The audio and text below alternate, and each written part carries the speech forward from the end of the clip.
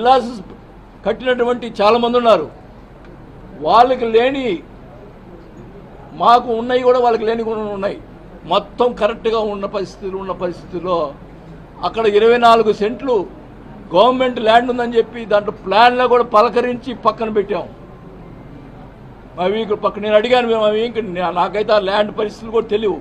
అడిగాను ఏం తప్పులు ఉన్నాయా చెప్పు అని అడిగితే టోటల్గా 24 సెంట్లు ఉంటే అది కూడా ప్లాన్లో చూపించి అది గవర్నమెంట్ ల్యాండ్ అని చెప్పి క్లియర్గా ప్లాన్లో చూపించి పక్కన పెట్టాము అని చెప్పి క్లియర్గా చెప్తే ఇష్టం వచ్చినట్టు మాట్లాడతారు. అంటే మా వ్యాపారం అంటే మా వియ్యంకుడు డబ్బులు సంపాదించుకోకూడదు, ఆయన సంపాదిస్తే నాకేం డబ్బులు పెడతాడని దాని వ్యాపారానికి ఇది చేసినావు. సిగ్గులేదా నీకు? ఏం మాట్లాడతావు? నీకు నీ రాజుపాలెంలో ఎన్ని ఎకరాలు ఉంది? నీది గవర్నమెంట్ ల్యాండ్ ఎన్ని ఎకరాలు ఉంది? అయినా కూడా నేను ఎప్పుడు మాట్లాడలేదే. ఓకే, నువ్వు తప్పుడోడివి, నేను తప్పుడోడుగా నేను ఒప్పుకోను, తెలుసు. ఏదున్నారా నోటీసులు ఇచ్చుకో, ఏమేం చేసుకో, అంతేగాని మనుషులను పంపించి అక్కడ ఆ విలాస్ దగ్గరికి పంపించి దౌర్జన్యంగా మనుషులు పంపిస్తావా? చెప్పుతా కొడతా లంచా ఒకళ్ళు ఎవడొచ్చినా కానీ చెప్తాను. ఏమనుకుంటున్నారు మీరు? నేను చేతకాలం అనుకుంటున్నారా? తెగించానంటే ఎవరికి ఆగదు. ఒకటే మర్యాద కుటుంబంలో పుట్టిన వాళ్ళు మేము. ఈ రకంగా చెడు చేష్టలు చేస్తే ఊరుకునే పరిస్థితి లేదు, గుర్తుపెట్టుకోండి. మా కార్యకర్తల మీద దెబ్బ పడితే నా మీద పడిన దమ్ముంటే నా మీద రా.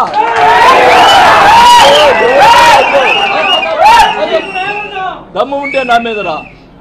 ఏందయ్యా ఇది? నీచమైన సంస్కృతి. రాజశేఖర రెడ్డి విగ్రహాలు పడగొట్టమైంది. రాజశేఖర రెడ్డి గారు కానీ ఎన్టీ రామారావు కానీ ప్రజలకి సహాయం చేసినటువంటి వ్యక్తులు, వాళ్ళు ప్రజలకు మేలు చేసిన వ్యక్తులు. ఎవరికి అపకారం చేయలేదు, ప్రతిపక్షం వాళ్ళు కూడా అపకారం చేయలేదు, అందరికీ న్యాయం చేశారు. అలాంటి విగ్రహాలు పడగొట్టమైంది. ఎవరి మీద? మా ఎమ్మెల్యేలు తప్పులు చేస్తుంటే వాళ్ళ మీద కొట్టండి.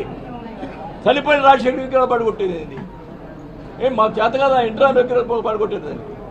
ఆయన మహానుభావుడు, అందరికి ప్రజలు సేవ చేశాడు, గౌరవం ఇచ్చాం. నేను ఎక్కడ పార్టీలో ఏ తప్పు జరిగినా కూడా నిలబెట్టి అడిగేవాడిని.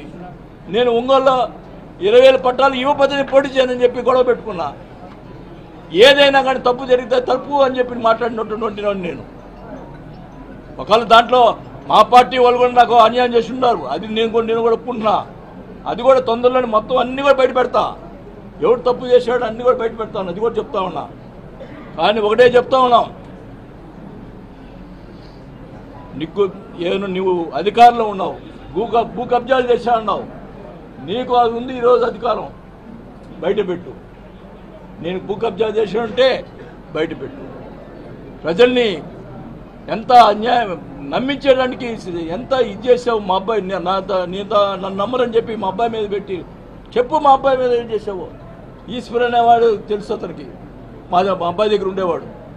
అతను అదొక ఆ ల్యాండ్ కరెక్ట్గా నాకు ఐడియా కూడా, ఆ ల్యాండ్ కూడా భూ కబ్జా చేశాడంటే మా అబ్బాయి గోడ పడగొట్టించాడు. అది ఈశ్వరుని అడగండి, అవతల పార్టీ ఈశ్వర్ అనేవాడు ఆ పార్టీలోనే ఉన్నాడు. ఏంది ఇది? ఈ దుర్మార్గం ఏంది? నువ్వు మా మీద బురద చెల్లినటువంటి వాళ్ళందరూ కూడా మా పార్టీలో వాళ్ళ పార్టీలో తీసుకున్నాడు అంటే ఏంటి నీ ఉద్దేశం? భూ కబ్జాలు చెప్పినటువంటి పేర్లన్నీ కూడా ఆ పార్టీలో తీసుకున్నా అంటే వాళ్ళ ఉద్దేశం ఏంటి? ఈరోజు చెప్తా ఉన్నా, నాకు తెలుస్తూ ఉంది. నేను 25 సంవత్సరాలు ఉన్నానా ఈ రాజకీయంలో ఎమ్మెల్యేగా. ఎవరినైనా ఈ ఒంగోలు కాన్స్టిట్యున్సీలో ఎవరినైనా ఒక అపార్ట్మెంట్ కానీ ఒక లేఅవుట్ కానీ ఎవడేస్తున్నాడు కానీ నేను ఎవరినన్నా అడిగానని చెప్పమనండి. నేను ఈరోజు ఊరేసుకొని వస్తా ఒక్కడిని, మొత్తం వ్యాపారాలని. ఈరోజు అందరికి నోటీసులు ఇస్తావు, 150 మంది నోటీసులు ఇస్తావు అంటే వాళ్ళని బెదిరించి డబ్బులు తినడానికి. ఇదాని సంస్కృతి.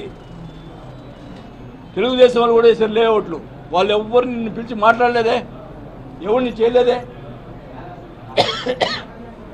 ఈరోజు 150 మంది దాకా నోటీసులు ఇచ్చి వాళ్ళ దగ్గర డబ్బులు గుంజేదానికి ప్రయత్నం చేస్తున్నావు. నేను ఊరుకోను, నీ అవినీతిని ఇంకో ఊరుకోను. రోజు బయట పెడతా, నీ వ్యవహారాలు బయట పెడతా.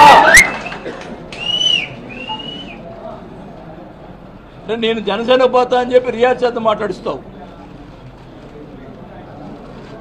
ఎవరి క్యారెక్టర్ ఎట్లా ఉండదో ఎవడెవడు కూడా అందరూ తెలుసు. నాకు పార్టీ ఇప్పుడు నేను మంత్రి పదవిని వదులుకున్నాను. నాకు పార్టీ నా స్వార్థం ఎప్పుడు చూసుకోలేదు. నేను నా వాళ్ళనుకున్నా, నా వాళ్ళు ఎప్పుడు నేను చేయగలిగిన సాయం చేశాను తప్ప ఎవరి దగ్గర ఒక రూపాయి నేను ఆశించలే. ఇంత దుర్మార్గంగా వ్యవహారంగా చేస్తే మటుకి ఉపేక్షించేది లేదని కూడా తెలియజేసుకుంటా ఉన్నా.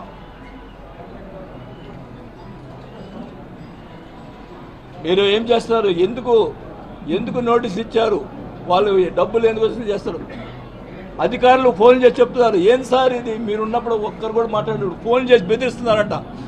ఒక మైనింగ్ అధికారిని బెదిరిస్తాడు ఒక ఆయన, చోటా నాయకులు. ఈ బెదిరింటిందో ఈ అధికారులు ఏందో. కానీ పాపం ఎంప్లాయీస్ కూడా పాపం ఓట్లు వేశారు కదా, వాళ్ళకి జరగాలి కదా అట్లా.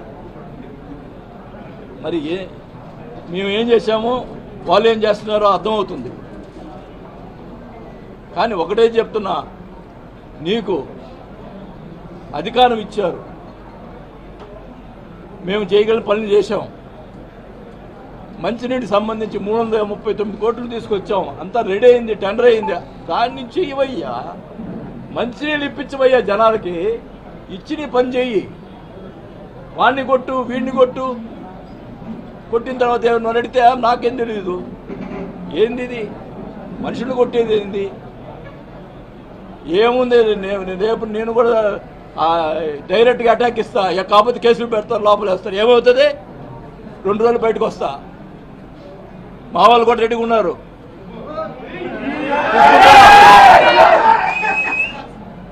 బోర్డులు పెట్టిస్తావా పారిపోయాడని? ఏందా పారిపోయేది?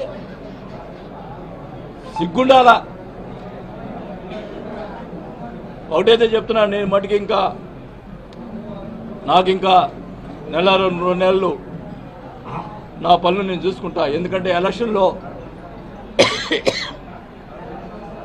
నాకు కొన్ని అప్పులైనాయి, అవి తీర్చుకోవాలా. నీలాగా అప్పులు ఎగ్గొట్టేవాడిని కాదు నేను, వాళ్ళు బెదిరించేవాడిని కాదు. వాళ్ళకి నెలలో అన్ని ఎవరైతే నేను అప్పులు చేస్తున్నానో వాళ్ళందరికీ డబ్బులు ఇచ్చేసి ప్రశాంతంగా వచ్చి ఒంగోలులో కూర్చొని నా కార్యక్రమం నా మనుషులకి, నా వాళ్ళకి అందరికి కూడా నేను న్యాయం చేసేదానికి ప్రయత్నం చేస్తాను తప్ప నేను పారిపోను. నేను ఎలక్షన్ రాజకీయాలు వద్దనుకున్నా, కానీ ఈరోజు ఖచ్చితంగా ఉంటా. రేపు ఎలక్షన్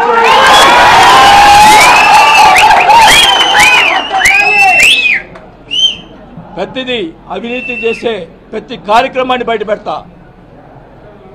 నేను చేయకుండా నా మీద బుద్ధి తెల్లావు. ఈరోజు నువ్వు చేసే కార్యక్రమం మొత్తం గుర్తుతాను, మొత్తం బయట పెడతాను.